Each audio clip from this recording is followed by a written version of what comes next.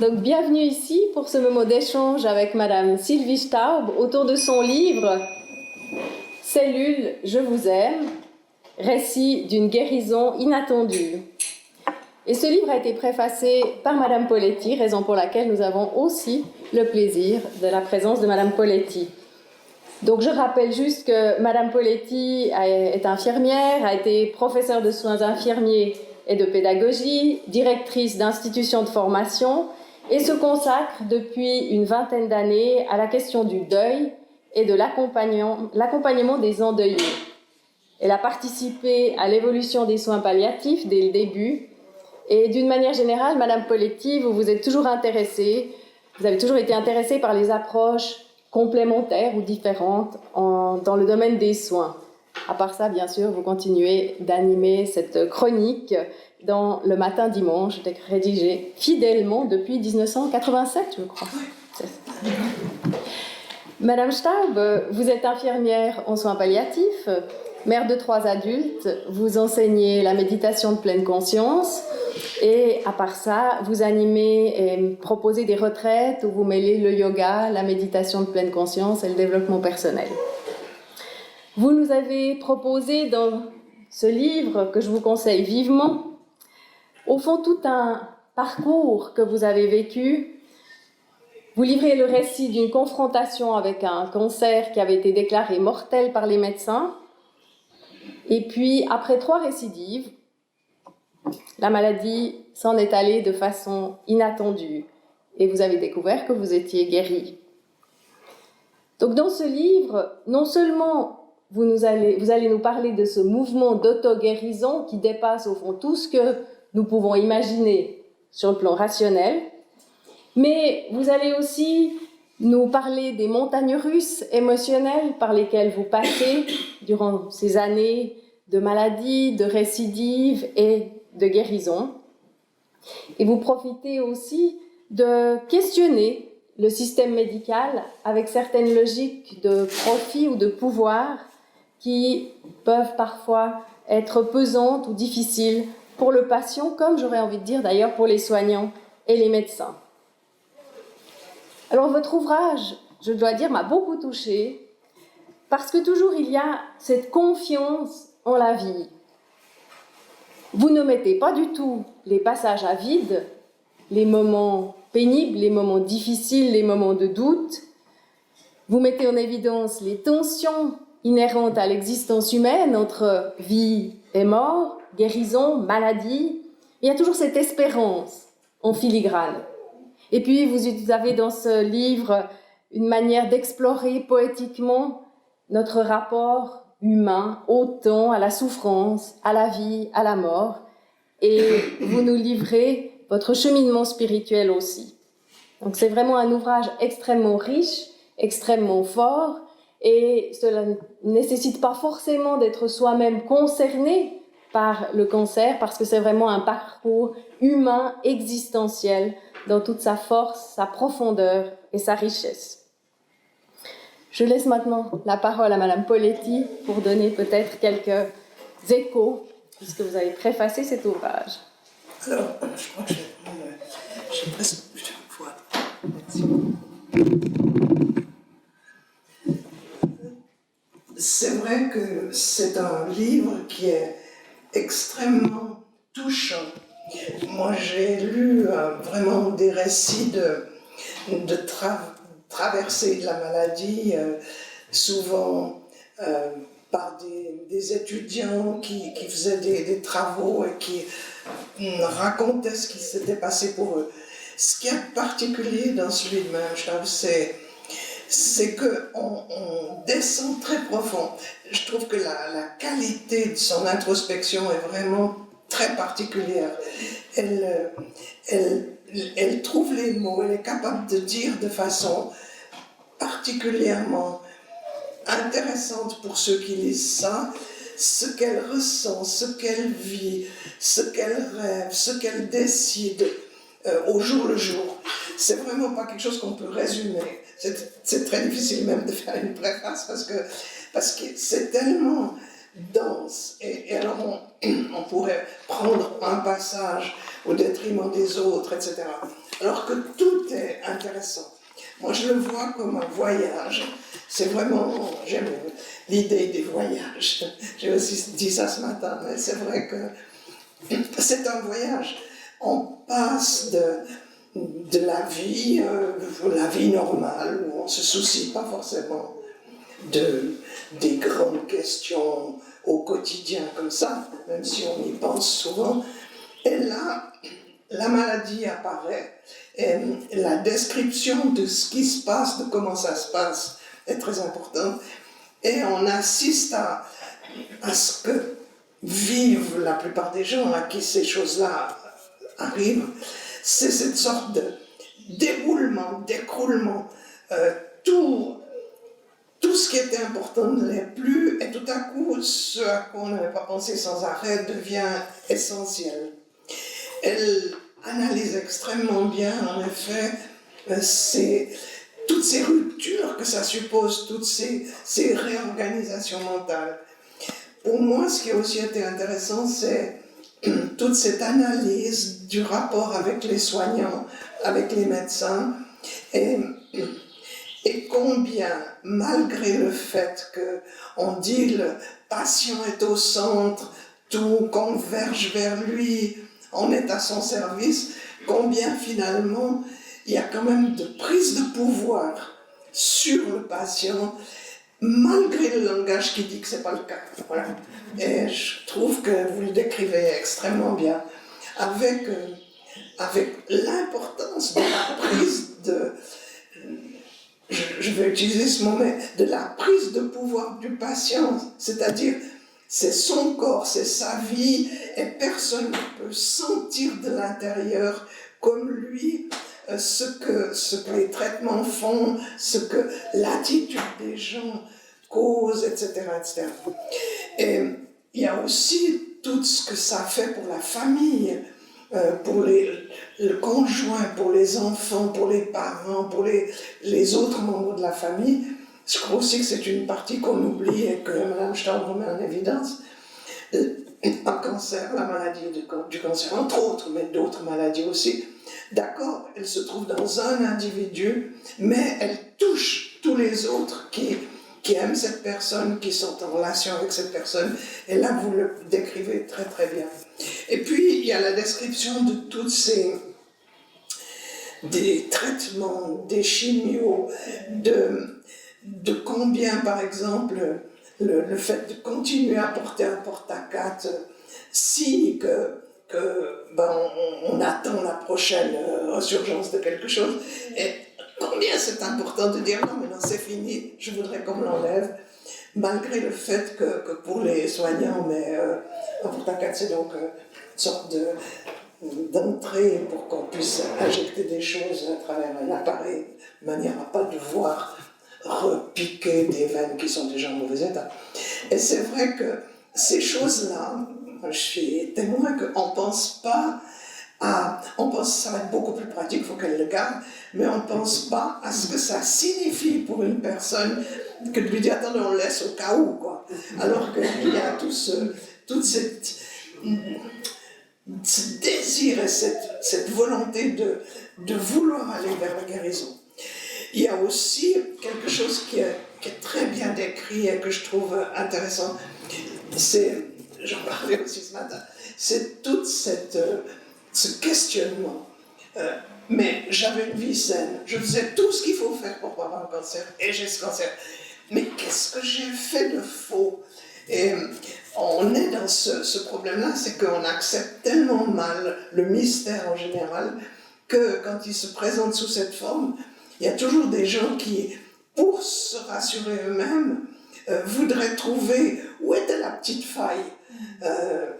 J'ose dire, à cette époque, vous fumiez un petit peu, alors tout le reste était parfaitement ok, mais alors ça doit être ça. Mais en fait, je comprends maintenant, et j'ai compris à plusieurs reprises dans d'autres récits, pourquoi on cherche.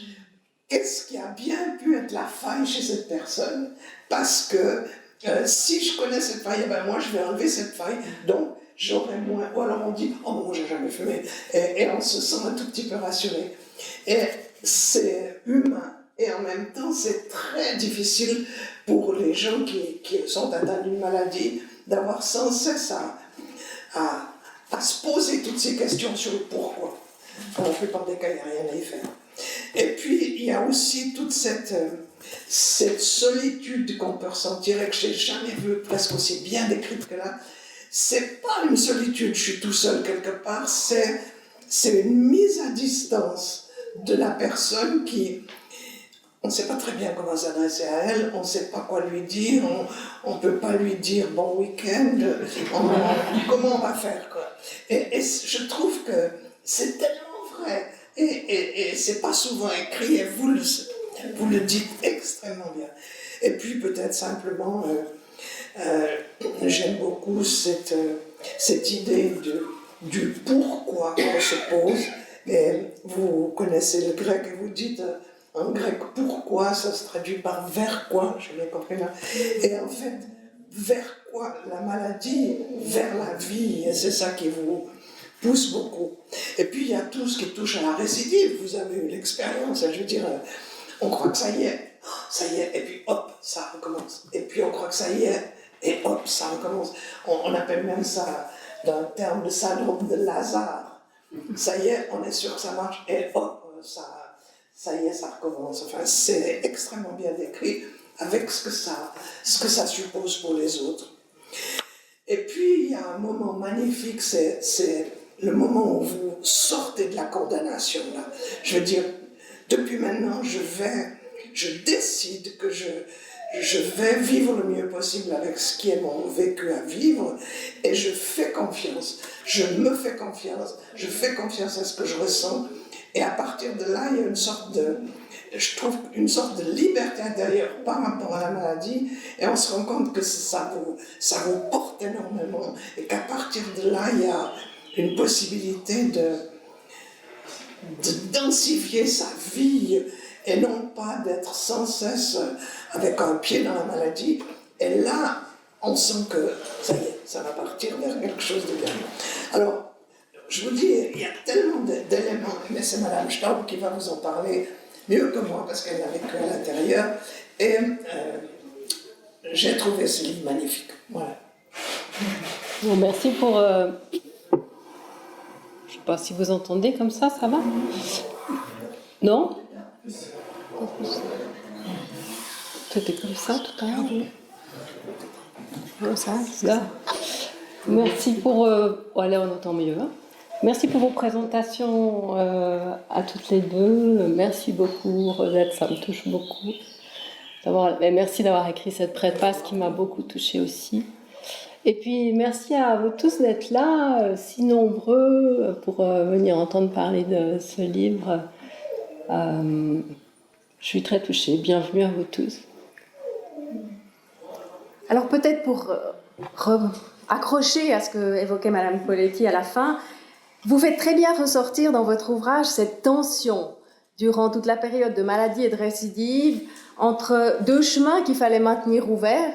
C'était à la fois envisager la possibilité de votre disparition, de votre mort, et puis quand même garder cet espoir d'une guérison. Et peu à peu, vous montrer comment vous vous êtes affranchi de ce choix très binaire, et au fond, comment est-ce que ça a fait partie du processus de guérison? Est-ce que vous pouvez peut-être nous en dire un peu plus à ce propos? Alors, au début, quand le diagnostic est arrivé, en fait, les médecins étaient très catastrophés, parce que c'était un pronostic très très sombre, mais ils n'ont pas trop voulu me le dire, mais j'ai quand même senti que voilà, ils prenaient ça très sérieusement, ils étaient très catastrophés. Mais personnellement, il me semblait que c'était pas si grave, donc je me suis dit on va faire suivre un petit peu le parcours qui est nécessaire, qu'on me demande de suivre. Et puis je pensais que j'allais guérir en fait. Je pensais que ce serait il y aurait une occurrence de ce cancer et que j'allais faire des changements dans ma vie, comme vous avez dit, du pourquoi au vers quoi. Enfin voilà, j'avais un petit peu assimilé toutes sortes de choses, puis je pensais que j'étais guérie. Et donc, et d'ailleurs j'avais une joie de vivre quand j'ai commencé enfin à émerger des chimios qui m'ont pris, je veux dire, presque une année de ma vie. J'avais vraiment une joie de vivre. Je ne pensais pas qu'on puisse retomber malade en ayant une joie de vivre pareil. Puis en fait, bing, récidive est là. C'est à ce moment-là que les médecins m'ont dit, Madame, on ne peut plus vous guérir, on peut encore vous prolonger, semble-t-il que c'est la formule officielle par laquelle on instruit les patients que la médecine est au bout de ses compétences. Et puis, mais en fait, j'avais senti que cette récidive, j'avais déjà senti avant qu'ils me disent ça, que d'une certaine manière, on engage intérieur, que c'était foutu. Donc à ce moment-là, j'étais convaincue en fait que j'allais pas pouvoir m'en sortir. Et puis d'ailleurs, les médecins m'ont tapoté sur l'épaule comme ça avant l'été, 2 médecins différents me disant profitez bien de l'été, madame. Enfin voilà, donc le clou était bien enfoncé quand même. Donc j'ai un peu passé mon dernier été, mais je sentais intérieurement que, intérieurement disons, je sentais pas que le processus de mort était enclenché. Et comme je suis infirmière en soins palliatifs. Juste rapprocher le micro encore un petit peu, d'accord. C'est mieux. Merci. Je vais essayer.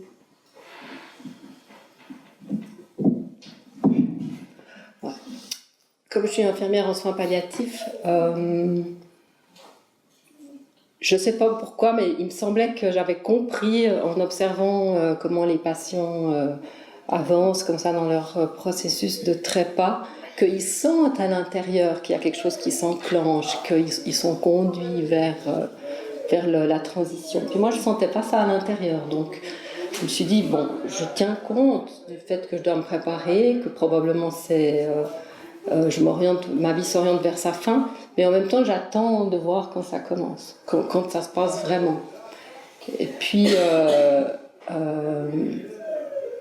c'est là, au fond, que j'ai découvert, alors que je devais jongler avec ces angoisses que ma vie allait se terminer. J'avais encore des enfants, 2 enfants qui étaient d'âge moyen, une jeune adulte, et puis donc les quitter, pour moi, c'était quelque chose c'était la perspective la plus difficile, parce que je me disais, mais ils auront justement besoin d'une maman pour les consoler d'avoir perdu la leur. Enfin, et puis donc de pouvoir... Et puis aussi, j'avais peur de me perdre de l'autre côté. Enfin, chacun a ses propres peurs par rapport à la mort. Et je me suis rendu compte que de commencer à me préparer à ce passage, à quitter cette vie, à régler certaines affaires que j'avais un peu gardées en suspens, comme ça. Enfin, quoi que j'avais pas vraiment pensé à la mort avant, mais enfin voilà, tout ce travail de trépas qui se faisait, ça m'aidait d'abord à calmer mes angoisses, et puis ensuite ça allégeait ma vie sur le moment, ça la rendait plus vivante. Et donc ensuite de ça, j'ai observé qu'au départ, j'avais mis mon mental dans la position guérison, après je l'ai mis dans la position mort, et enfin, je veux dire que c'était foutu. Et donc ça prend une énergie terrible. C'est comme un énorme navire qui va sur l'eau, et puis tout à coup, on le fait changer de direction, tous les moteurs, hein, ça fait vibrer tout le système nerveux dans tous les sens. Puis je me suis dit, mais moi, non, je ne veux plus croire ni à une possibilité, ni à l'autre. Je veux vraiment me concentrer sur l'instant présent, parce que finalement, on n'en sait rien. Comment est-ce que ça va se terminer, cette histoire? Et me concentrer sur l'instant présent, ça voulait dire, on dit en pleine conscience, j'ai découvert ça après, que l'instant présent, c'est le refuge suprême. Parce que dans l'instant présent, en fait, tout va bien. Enfin, on respire, on est là. C'est peut-être des inconforts, mais dans l'ensemble, ça va, hein, dans l'instant présent. Et en même temps, d'être là dans l'instant, tout en sachant que on ne sait pas si la vie va continuer ou pas, ça donne à cet instant une profondeur, une ouverture sur l'éternité, comme ça, qui est au fond magnifique. Il y a aussi des aspects magnifiques à avoir conscience que sa vie va se terminer, une espèce d'ouverture comme ça sur un espace-temps qui est complètement différent. Donc, je dirais, pour répondre à votre question, que c'est ça qui m'a aidée, c'est de trouver la possibilité d'entrer dans l'instant. C'est quelque chose que je connaissais pas tellement, en fait, avant, parce que soit, comme vous savez, on est en train de penser à différentes choses qu'on voudrait qu'il se passe dans le futur ou dont on a peur qu'elles se passent dans le futur, ou bien alors on pense à certaines choses qui se sont passées dans le passé et puis qui sont encore en train d'occuper notre esprit. Donc d'être vraiment dans l'instant, ça veut dire qu'on a lâché toutes sortes de conditionnements qui venaient perturber notre perception de la nouveauté de l'instant, puis on n'est pas projeté dans, voilà, dans le futur. Et de découvrir en fait ce lieu de l'instant présent, ça a été un grand cadeau, un des grands cadeaux de ce processus. Merci beaucoup. Comme je vois que le temps passe, je vais vous demander, au fond, guérir, est-ce que c'est si facile? Est-ce que revenir à la vie normale, quand on a passé, comme vous l'avez fait, des mois, voire des années dans la maladie, est-ce que c'est quelque chose qui va de soi? Vous avez de très belles pages à ce propos dans votre livre et je pense que vous avez beaucoup à nous dire. Vous voulez dire après, voilà, une fois le moment que j'ai su où que c'était vous êtes fini. guéri, Ouais. est-ce que c'est si facile de revenir à la vie normale? Alors bon, comme l'a un petit peu dit Madame Poletti, il y a eu de nombreuses étapes, notamment cette confrontation à la mort qui m'a permis de trouver ma liberté intérieure. Voilà, et ça c'était une étape importante qui m'a conduite vers la guérison. Et puis, juste pour que vous puissiez vous situer, après 6 mois environ, comme ça, après la dernière récidive, il y avait eu un processus intérieur aussi pour que je lâche cette conviction que j'allais mourir, qui s'était produit. Bon, voilà. Et un matin, je me lève, je vais préparer mon petit déjeuner à la cuisine, et puis tout à coup, je sens, mais c'est fini. Puis je me suis même retournée parce que j'avais l'impression que c'était derrière moi, comme si j'étais sortie d'une sorte de nuage énergétique qu'aurait été le cancer, puis que c'était derrière, là c'était encore tout proche, hein, mais j'étais plus dedans, j'étais sortie de cet espace-là. Et donc j'ai su, c'était très clair comme sensation physique, j'ai su que j'étais guérie. Ça c'est quelque chose d'important dans mon histoire. Bon, après j'ai continué de faire quelques contrôles comme je devais les faire, surtout par rapport à un médecin que j'ai trouvé super et puis que je voulais, comme on dit, je voulais pas, je voulais suivre ce qu'il proposait, donc c'est surtout pour respecter son travail que j'ai continué de faire les contrôles, mais intérieurement je savais que j'étais guérie, et effectivement je l'étais. Et toute la famille, au bout d'une année, a commencé à trouver qu'effectivement j'étais guérie. Donc on était tous d'accord là-dessus, maintenant c'est fini cette histoire. On passe à autre chose. Et donc dans ce contexte-là, reprendre une vie, une nouvelle vie, enfin recommencer, reprendre ma vie, c'était vraiment quelque chose d'extrêmement complexe parce que d'abord j'étais très fatiguée, je devais beaucoup dormir, très très vite fatiguée, tout à coup je tombais dans des trous énergétiques, il fallait que je puisse trouver un endroit pour m'étendre dans les 5 minutes ou les 10 minutes parce que j'avais aucune résistance à la fatigue. Quand mes réservoirs étaient vides, c'était vide. Et donc, physiquement, j'avais pas du tout les possibilités que j'avais avant d'être malade. Et puis, je savais pas non plus très bien qui j'étais devenue. Hein. Donc, 4 fois de suite, ce cancer est revenu à retravailler des choses de plus en plus profondes. Vraiment, je pense que j'ai été tout au fond de moi, on pourrait dire. Et tout à coup, bing, ça s'arrête. Et moi, je ne savais plus trop où j'en étais en réalité. Alors, le corps répondait plus comme avant. Et puis le psychisme, moi, qui j'étais, je ne savais pas trop. Puis tout le monde était d'accord pour dire, bon, là, maintenant, allez, on recommence à vivre, quoi. Donc, c'était franchement assez délicat. Et en plus, j'étais sortie de la phase aiguë pour arriver dans cette phase chronique de la fatigue. Je veux dire que c'est une période qui a duré de nombreuses années, dont je m'extirpe, je m'émancipe peu à peu, en retrouvant ce que j'ai à offrir maintenant, comment est-ce que je me suis transformée à l'intérieur, et qu'est-ce que j'ai à offrir au monde maintenant. Mais ce qu'une personne a à offrir au monde après des initiations, on pourrait dire, de ce genre, c'est complètement différent de ce qu'elle avait à offrir au monde avant. Il faut tout un sas de temps pour que ça se reconstruise à l'intérieur, se prenne place, voilà.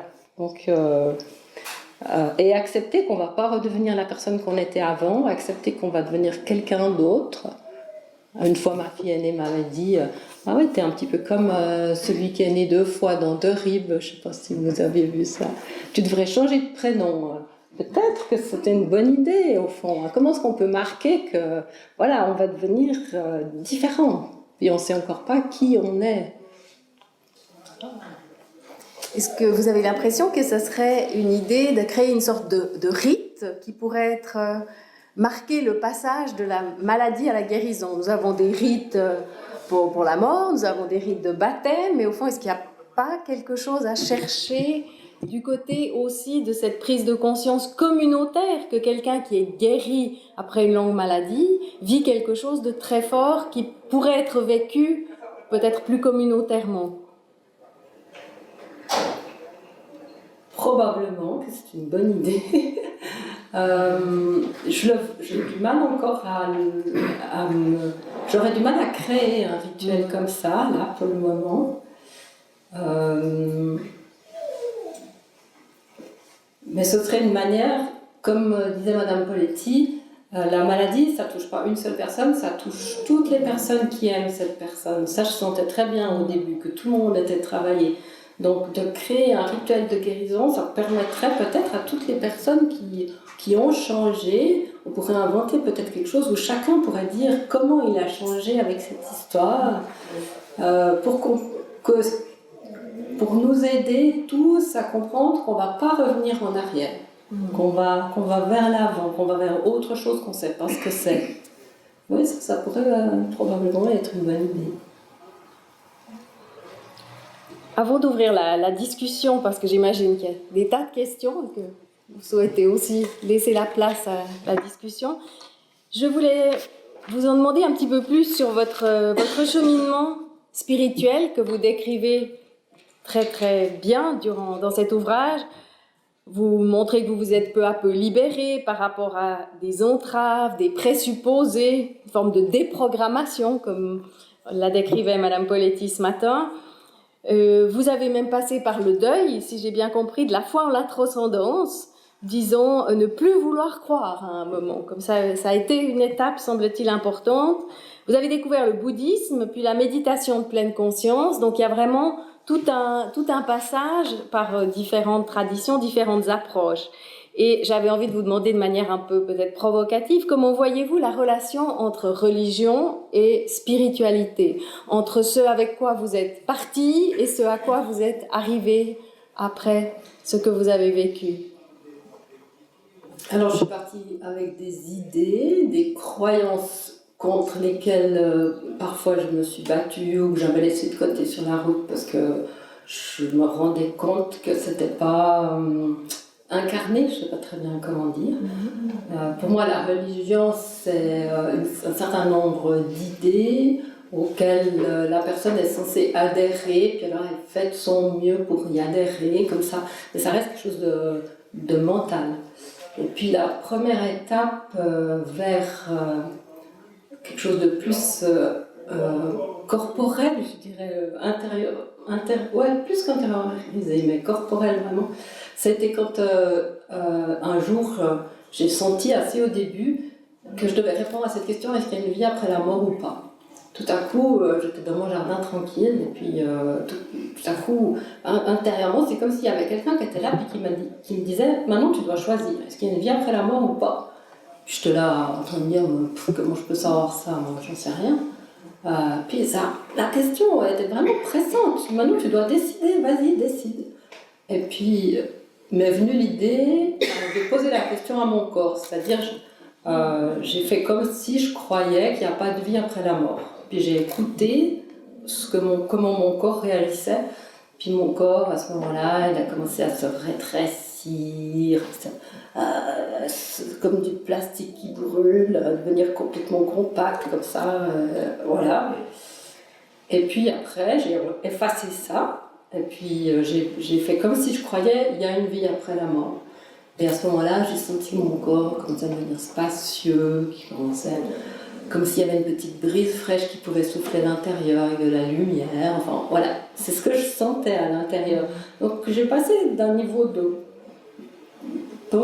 croire que je devais m'adapter à des croyances extérieures à un niveau de trouver une certaine vérité intérieure, de choisir le confort. C'était aussi la première fois que j'ai choisi à ce moment-là qu'il y avait une vie après la mort parce que c'était plus confortable pour mon corps, simplement pour ça.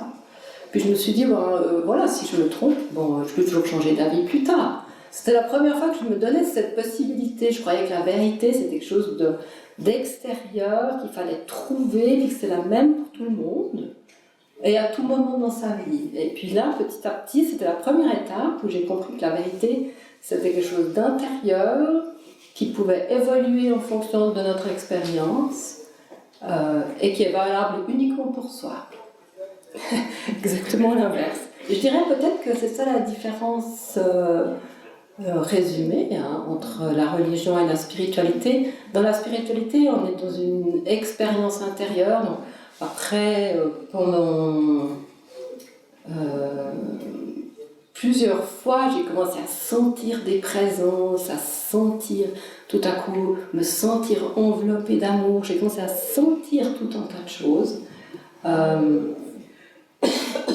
Et donc c'est une expérience, et la spiritualité, c'est l'expérience de ce qui nous dépasse, je dirais. Bon, je ne veux pas dire que la religion ne l'est pas, souvent la religion conduit à la spiritualité, mais pour moi c'est deux étapes assez différentes.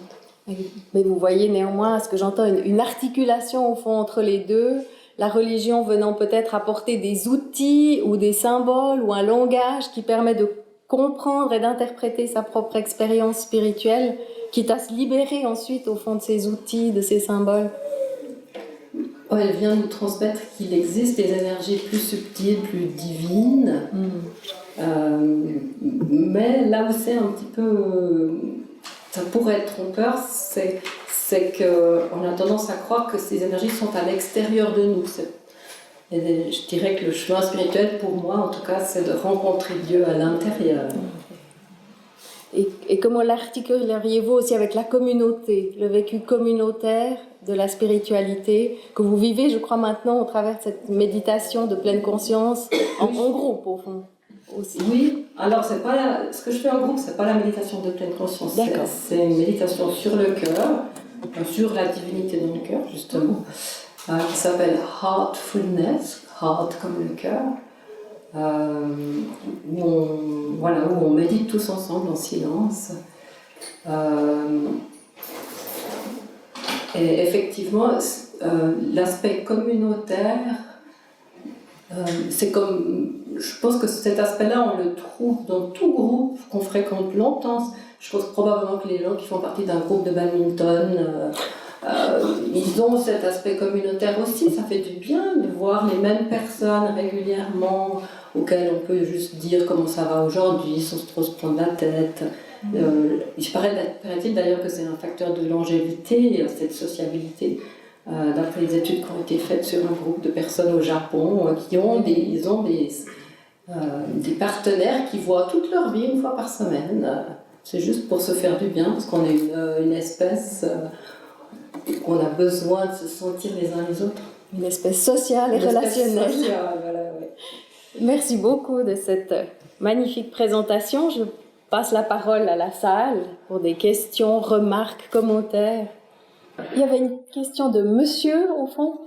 Oui, alors je pense que d'abord, on peut remercier Mme Storm de son témoignage, d'avoir livré son expérience de la maladie. Je pense que c'est quelque chose de très appréciable. Il y a beaucoup de choses à apprendre. Personnellement, je lis, je dirais presque de manière... je n'arrive pas à lire plus d'une heure à la fois. Il y a des mots qui sont écrits, mais il y a aussi beaucoup de ressentis. J'ai bien aimé la lettre des Dr Estombe adressée pour la maladie de Franz. Hein. Et puis j'avais une question. À un moment, il est dit, on parlait d'une grue avec un poulet qui détruisait un mur, enfin un édifice, et puis c'était pour imaginer l'idée de détruire la loi de cause à effet. Oui, c'était pour imaginer de détruire des constructions psychiques. Parce qu'au fond, l'expérience intérieure de ces récidives répétées, ça fait qu'à chaque fois, il y a toutes des portions de mon psychisme que je me suis rendu compte que je voulais plus vivre avec. Mais notamment la loi de cause à effet. Ça, c'était une portion très importante. Je voulais plus souscrire à l'idée que, par exemple, le cancer advient parce que j'aurais fait quelque chose de faux. Dans ce sens-là, la loi de cause à effet. Ou bien que, justement, que si je prends une décision et que je me trompe dans cette décision, je pourrais le payer d'une manière ou d'une autre. Toute cette loi du mérite, de la punition et de la récompense, tout ça, je voulais plus du tout souscrire à ça. Et c'est tellement profondément ancré dans notre psychisme que tout est payant, que rien n'est gratuit, rien ne vaut juste pour pour l'expérience, pour la valeur de l'expérience. Alors qu'au fond, je crois profondément que c'est juste la valeur de l'expérience. C'est le fait d'expérimenter qui compte, là, quand on est vivant dans cette vie d'être humain. Expérimenter, nous, après, on considère que c'est bien ou mal ce qu'on expérimente, mais ça, c'est vraiment complètement secondaire. Ce qui est important, c'est de faire l'expérience, parce que à partir de là, la sagesse, l'âme retire la sagesse de l'expérience. Donc, cette loi de cause à effet, c'était vraiment une grille de lecture de mes expériences que je voulais plus cautionner, mais alors je dirais pas que j'en suis libérée parce que c'est tellement profondément inscrit dans notre inconscient collectif que on a toujours à lutter à être attentif à ça et à déjouer les effets de cette loi. À un moment donné, je dis que le cancer c'est comme une entreprise de démolition. Parce que vraiment, alors au début j'avais cette impression que toutes mes constructions psychiques, c'est le monde, construction psychique, c'est le monde intérieur dans lequel on vit, c'est toutes nos pensées qu'on a tous les jours, c'est ça, les constructions psychiques. Et j'avais vraiment conscience que toutes les années précédentes, là, peut-être même depuis mon enfance, j'avais patiemment construit un système qui soit suffisamment malin pour tenir, et puis pour intégrer les choses qui correspondaient pas. Quand j'étais petite, par exemple, tout à coup, il y avait des choses qui arrivaient, qui correspondaient pas à mon monde intérieur. Alors j'adaptais mon monde pour que ça puisse contenir la chose. Et puis là, j'avais 40 ans, après j'avais 20 ans d'âge adulte, plus ou moins. Et pendant ces 20 ans, j'avais vraiment consolidé, mis des défenses et tout ça. Puis le cancer arrive, puis il n'y a rien qui tient. Rien, c'est chauffe, quoi. Tout qui claque, tout qui s'écroule. Et au fond, alors bien sûr, c'est un peu bizarre parce que on se retrouve sans défense comme ça. Mais en même temps, c'est extraordinaire parce que ça nous donne l'occasion de reprendre, de refaire des choix sur nos croyances, qu'est-ce qu'on veut, qu'est-ce qui nous paraît, quelles sont nos valeurs profondes. Une de mes valeurs profondes, c'est la liberté. Je crois beaucoup qu'en tant qu'être humain, au fond, le cadeau de notre condition humaine, c'est de pouvoir être libre, mais pour le moment, il y a beaucoup d'entraves historiques et actuelles, qui font qu'on n'a pas encore vraiment accès à cette liberté. Et donc c'était un peu mon fil rouge. Si une croyance, une valeur, elle tenait pas le coup de la liberté, alors je la laissais partir. Et puis c'est ça, ces coups de boulet qui détruisaient les maisons. Merci. J'ai deux questions. D'abord, ça fait combien d'années que vous êtes guérie? Alors, ça fait donc cette expérience de guérison que je vous ai racontée tout à l'heure, c'était début 2005, donc ça fait 14 ans. Ouais. Et la deuxième question, vous avez changé beaucoup de choses dans votre manière de vivre, de manger, de réagir. Alors, de manger, oui. Très vite, je me suis rendu compte que, vu que je manquais j'avais besoin de conserver mes énergies, j'ai cherché une alimentation que je puisse avoir l'impression de manger la vie en mangeant. Et donc, du coup, j'ai plus jamais acheté de nourriture industrielle parce que je sentais pas que c'était vivant. Donc, ça j'ai changé. Puis autrement, ce que j'ai commencé à changer, mais que je continue encore à changer, c'est de pouvoir être de plus en plus présente à ce qui est là maintenant, plutôt que d'aller dans les plans que j'avais prévus. Et donc de pouvoir aller à la rencontre de ma vulnérabilité, plutôt que de me forcer à être comme ci ou être comme ça. Et d'accueillir cette vulnérabilité dans un espace d'amour, en fait. Ouais, ce processus m'a invité à entamer un processus d'entrer en amour avec moi-même, avec les zones que j'aime pas, qui me font souffrir, qui me paraissent être des limites. Et ça, c'est un magnifique chemin, qui est un chemin de liberté, justement. Et ce cheminement est à la portée de n'importe qui, d'après vous? Moi, je pense que oui. En tout cas, la possibilité de guérir ces ressources d'auto-guérison qui appartiennent au corps, à la physicalité, je pense qu'elles sont là pour tout le monde, vraiment.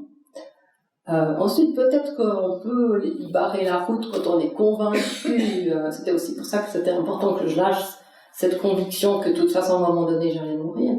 Peut-être on peut barrer la route à nos facultés d'auto-guérison.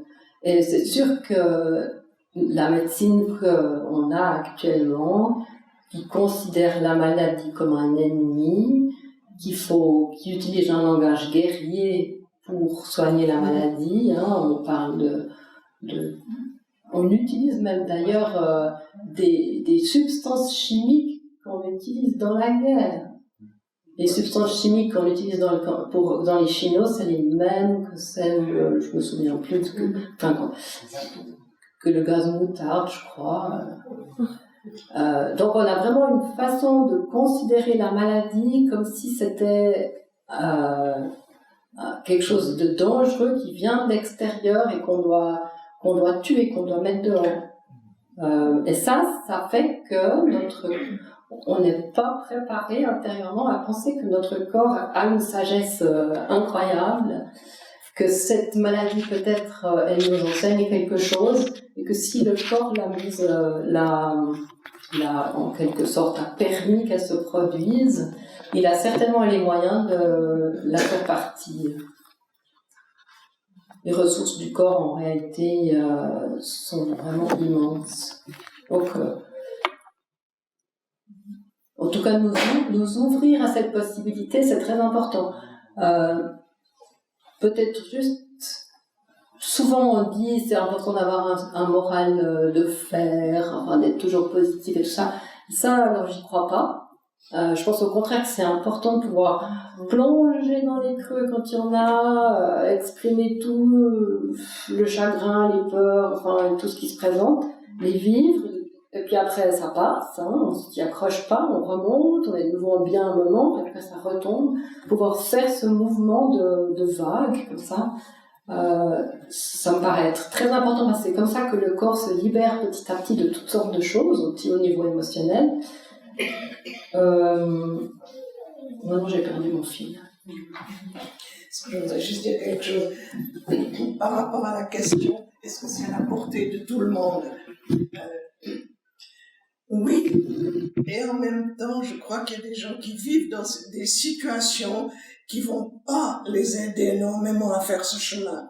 Et je crois qu'il n'y a pas de culpabilité à avoir quand on a quelqu'un de proche, quelqu'un qui qui a fait un autre chemin, et ça c'est pas terminé avec la guérison. Ils ont fait le mieux qu'ils pouvaient faire. Et voilà, leur chemin n'était pas celui-là.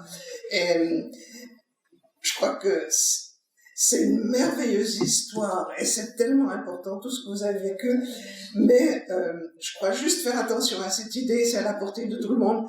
Oui, mais en même temps, il y a des gens qui ont dans leur environnement quelque chose qui peut les soutenir et d'autres qui jouissent pas de ça. Et voilà. Et quoi qu'il arrive, ils ont fait le mieux qu'ils pouvaient faire. Je crois que c'est vraiment important à dire aussi par rapport à cette maladie. Ouais, merci vraiment de dire ça parce que c'est très délicat cette question, mais juste que les gens sachent que il y a, voilà, ils ont cette ressource, elle est à disposition, mais effectivement, le travail est immense et puis après, ça nous dépasse. Mais je pense que le plus important, c'est de rester ouvert. Voilà ce que j'avais perdu comme fil, c'est de dire qu'au fond, moi, j'avais pas choisi la guérison. Je voulais pas guérir à tout prix. Je voulais juste être ouverte à ce qui se présente, c'est tout. Ça, c'est un peu un paradoxe. Alors, c'est peut-être ça qui... Oui. Mais effectivement, se culpabiliser parce qu'on n'y arrive pas, ce serait vraiment dommage. Eh bien, nous allons terminer ce moment sur l'ouverture. Merci infiniment, Madame Staub, Madame Poletti. Dans cette salle, il n'y a plus rien ce soir. En revanche, enfin plus rien pour l'instant. À 18h, vous avez dans la grande salle Isabelle Bovard et Robin de Haas. Il y a des rencontres qui changent la vie. Merci. Et puis juste tout à l'heure, on va descendre. Si vous voulez, il y a un espace dédicace en bas. Et puis si vous souhaitez, on peut rester après pour manger ensemble. Merci d'avoir été là.